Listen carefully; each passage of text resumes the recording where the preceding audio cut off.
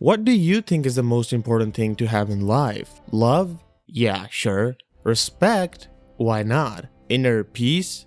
Sounds nice but unrealistic. So let's be really honest. The real answer is wealth. And that's exactly what we're going to judge the assassins for. We are not ranking them based on gameplay money, but on their lore-accurate historical wealth, assets, estates, and of course, the color of their Bugatti. This video will cover the assassins who can barely afford a loaf of bread, all the way up to the ones who practically own cities.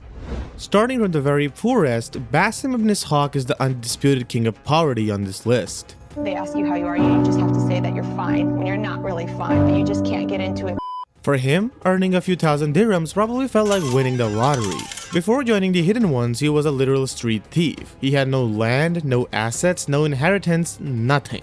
Just trauma. His main sources of income were assassin contracts, hidden chests, bounty hunting, and selling artifacts to Darvish. Having no long-term wealth or territory actually makes perfect sense because he's constantly moving between regions. He's basically living mission to mission.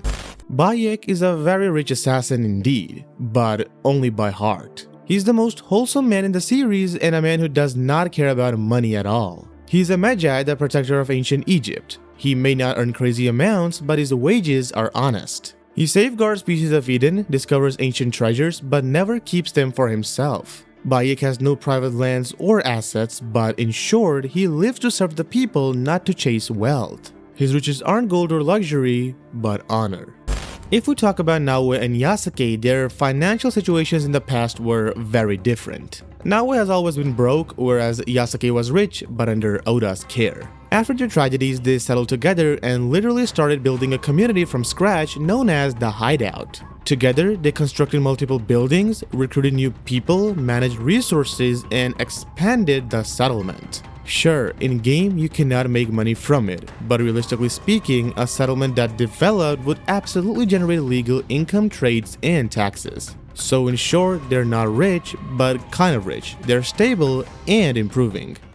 Eivor is undoubtedly the most aggressive real estate developer of Dark Age England. She raids villages, monasteries, churches, and military camps using that wealth to build and upgrade Ravensthorpe, which eventually becomes a full town later on. Through such brutal and, let's be honest, immoral sources of income, she managed to include tattoo artists, traders, fishmongers, foreign merchants, and even an entire museum in her settlement. Historically, the real Ravensthorpe actually exists, so in lore, Eivor controls legitimate land. She owns an entire functioning community. Basically, a Jarl-level kingdom. Talking about Connor, his story is truly inspiring. He wasn't born with a golden ticket, more like a wooden one, somewhere in a forest. He was born into the Kenyan Kahaka tribe and grew up in poverty amidst traumatic experiences. But after becoming an assassin, he rebuilt his homestead and turned it into an entire economic system, including multiple mines, lumber mills, farms, highly skilled artisans who even recreated Leonardo's flying machine, and a rapidly expanding community. Also, later when Achilles dies, Connor inherits everything. Having even a small plot of land in the 18th century was impressive, but my boy was running a mini empire in colonial America. Arno Dorian is the perfect example of being rich even while depressed. He was born into a highly wealthy family and after his father's death, he inherited a vast fortune. He owned a massive mansion in Paris, the Café Théâtre, and multiple upgraded city businesses. He had numerous revenue-generating outlets and even managed hidden financial operations. On top of that, he held high-ranking influence within the Assassin Brotherhood. Arno basically becomes the underground boss of Paris without even trying. The Fry twins show up in London extremely broke, but they leave as citywide powerhouses. They built a gang of their own from scratch called the Rooks, with whose help they completely dismantled Starrick's economic control over London. They also took over neighborhoods, earned huge income from gang upgrades, and invested that money in real businesses. Last but not the least, they have an entire train that prints money every 30 minutes. Shay Cormac is the living proof that switching sides can sometimes be financially beneficial. Before joining the Templars, Shay was middle class, nothing special, but after joining them, bro literally became a naval lord, a tycoon, and a king. He single-handedly upgrades the Morrigan to elite level, commands an entire fleet, captures other ships, and adds them to his armada. And with that fleet, he hunts treasures all across North America. Oh, and I almost forgot, he also owns an entire fort in New York. In short, my boy was not playing, he meant serious business. Edward can wait took hustling way too seriously. He started off as a broke farmer, earning just enough to support himself and his family. Driven by desperation, he left everything behind to seek a better life, one that led him into the world of privateering and eventually made him a fearsome pirate. With his own ship, the Jackdaw, he began raiding Spanish gold fleets like it was child's play. He found treasure maps, hunted whales, sold rare materials, and upgraded the Jackdaw with literal gold cannons. His average day was looting chests, boarding men of wars, taking over warehouses and plantations, running contracts across the Caribbean, and managing the Canway fleet.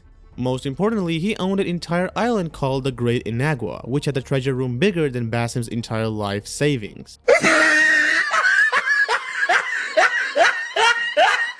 Later, he moved to London and bought a mansion as seen in AC's Syndicate. In short, he swam in gold. I'm sure you're thinking, Altair? Rich? What the fuck?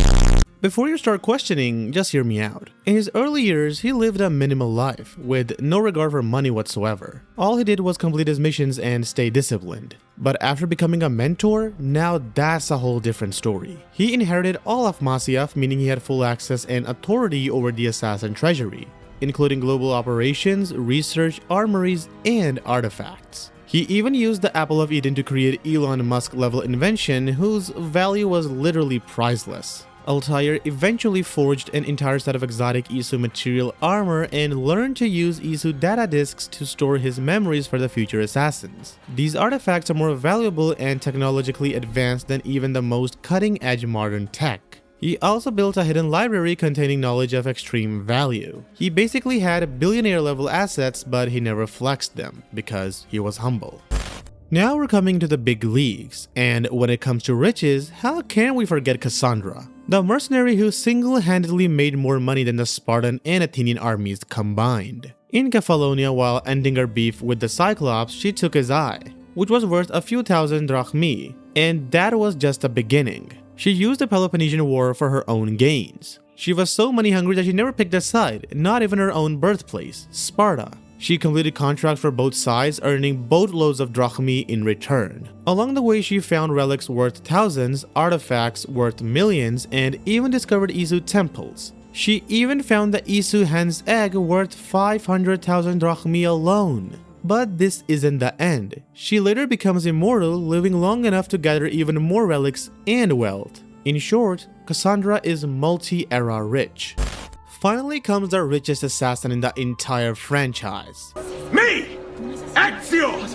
Ezio Auditore! He owned more properties than anyone else in the franchise. In AC2, he controlled the entire region of Monteriggioni and had his own villa. He owned multiple blacksmiths, tailors, thieves, and mercenaries, all generating income for him, producing literally 30,000 florins every 30 minutes. Later in AC Brotherhood, he didn't slow down one bit. He didn't just renovate a region or district, he literally owned the entire city of Rome. Shocking, right? Bro was basically the mayor of Rome with full authority over its economy. In Revelations, he repeats the same formula in Constantinople, owning shops, districts, dens, and multiple income streams. At this stage, Ezio is literally unstoppable. By the time of Embers, his villa is still a functioning wealthy estate. Undoubtedly, Ezio is the richest assassin to ever live. And that's it for ranking every major assassin by their wealth.